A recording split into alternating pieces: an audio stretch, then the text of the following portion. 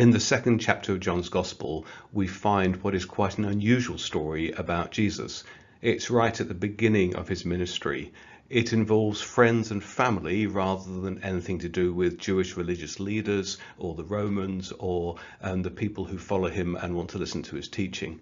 It also shows a really unusual interaction between Jesus and his mother, and for that reason the story is very special. The story takes place in a place called Cana, which is very small. It's very close to Nazareth, where Jesus grew up, and I would imagine that the two places would have interacted with each other on all sorts of levels. Cana may well have been small enough that when there was a family wedding, pretty well the whole town came, and probably lots of people from nearby Nazareth as well. If you look on the map, it's in the north. It's a long way from the hustle and bustle and politics of Jerusalem in the south. It's also a little way from Lake Galilee, where Jesus did an awful lot of his ministry and where he called his first disciples from. If you go away from the lake, which is beautiful and luscious and green, very quickly you end up in hilly, dusty, dry kind of wasteland, and both Nazareth and Cana are like that. You can go and visit the place even today, and because both of them kind of have suburbs, they almost run into each other. But it's kind of, you go over one dusty hill and you pass Cana, you go over another dusty hill and you're into Nazareth. So here's the story word for word from the Bible as it's told in John chapter 2.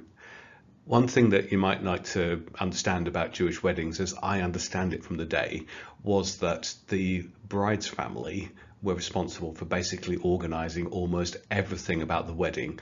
The groom himself had just one responsibility, and that was to get the wine, the special wine for the big celebration for the whole community and the whole family once the wedding was done. So in the saving face that Mary asked Jesus to get involved with, this was about saving an awkward situation from somebody who on his wedding day had just made a mess of the one thing that he was meant to be responsible for.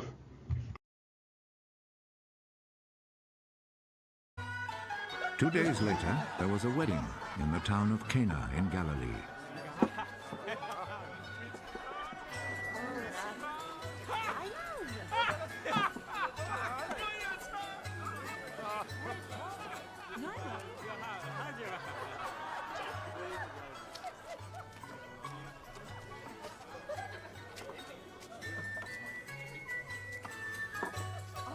Jesus' mother was there. And Jesus and his disciples had also been invited to the wedding.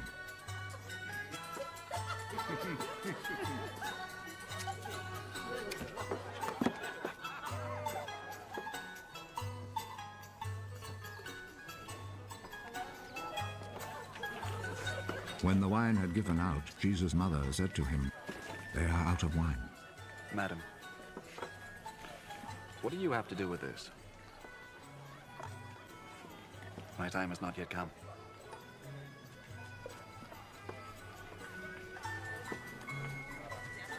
Do whatever he tells you.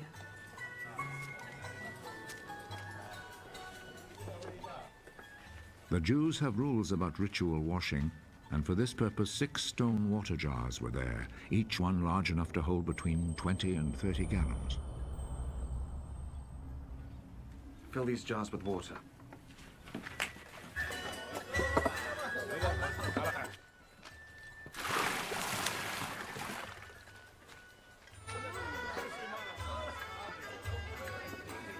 They filled them to the brim.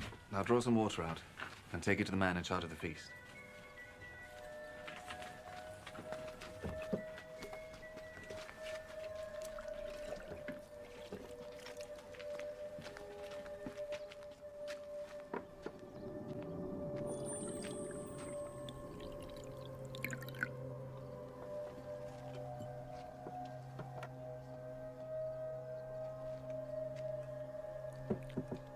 They took him the water, which now had turned into wine, and he tasted it.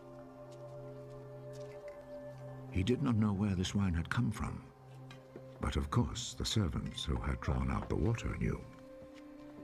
So he called the bridegroom.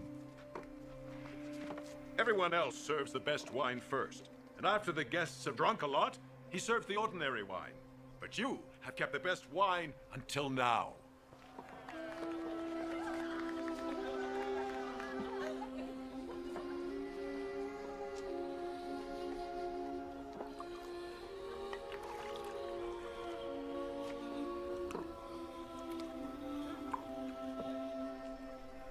Jesus performed this first miracle in Cana in Galilee. There he revealed his glory, and his disciples believed in him. After this, Jesus and his mother, brothers, and disciples went to Capernaum and stayed there a few days.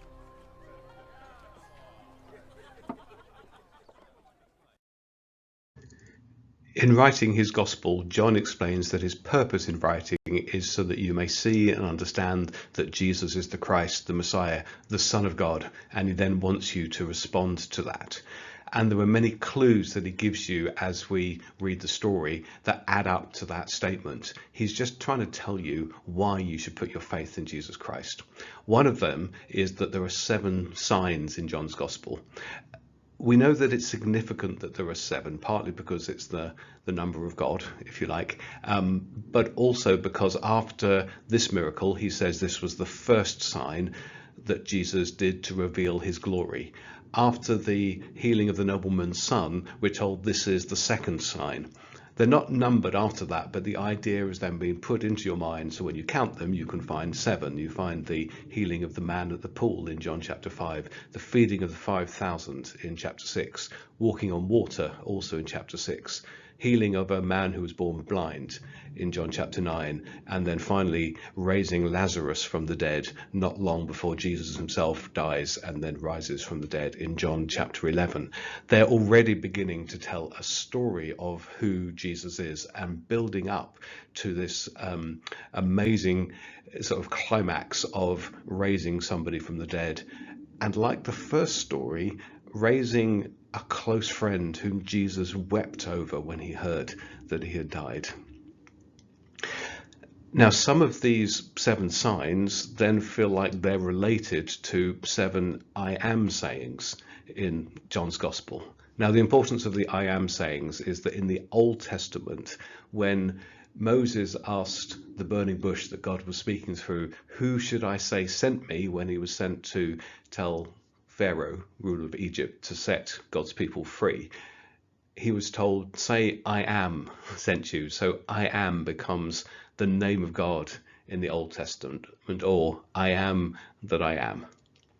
So each of the I am sayings actually uses a particular bit of Greek that you could translate I am the resurrection and the life as an example, meaning Jesus is saying, I am God and I am God in this way.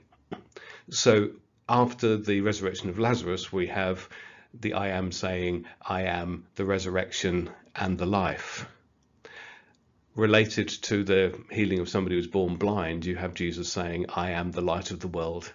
After the feeding of the 5,000, you have Jesus saying, I am the bread of life. So the I am saying that is most automatically related to turning water into wine is when Jesus says, I am the true vine. Now, he says this in his goodbye speech to his disciples after he's done the Last Supper and just before he's arrested in the Garden of Gethsemane. All of this puts in your mind what happens on the day of the Passover on Thursday evening when Jesus shares his final meal with his disciples. In Matthew, Mark, and Luke, we have the story of him talking about bread before the meal and wine after it. In John's Gospel, those details are actually not there. You just think they are because you've read the other 3 and you know the setting. Instead, Jesus washes his disciples' feet, says that he is their servant and therefore they should serve to show that they have any authority in the future. The more authority Jesus gains and is spoken about in the Gospel as he heads towards his moment of glory, which is his death and his resurrection, the more he serves, the more he gives away.